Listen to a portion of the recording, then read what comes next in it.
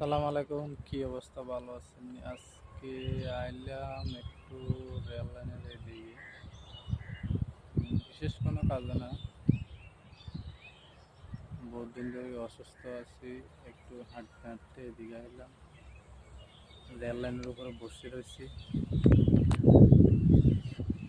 কি করতাম, বহুত দিন ধরে অসুস্থ।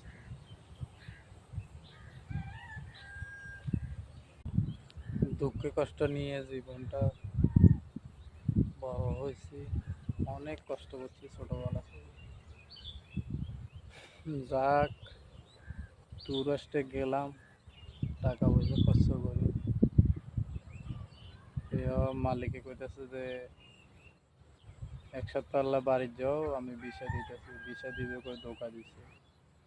হিন্দিও টাকা পয়সা ঋণ মিন করি, আরে অনেকগুলো সমস্যার মধ্যে আছি। মানে এত সমস্যার মধ্যে আছি, মানে বলার মতো না। মানে খুব সমস্যার মধ্যে আছি। এই সমস্যার মধ্যে তো আল্লাহ তাআলা কন্ট্রোল করবো, আমি নিজেও জানি না। টুরিস্টে যাই আরে আরো ঋণ টিন হয়ে গেছে।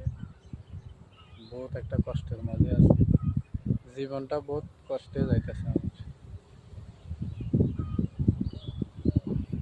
আল্লাহ তাআলা তারপরে হেদায়েত করো, যারা আমার দিশা দিবে, দিশা দেয় না।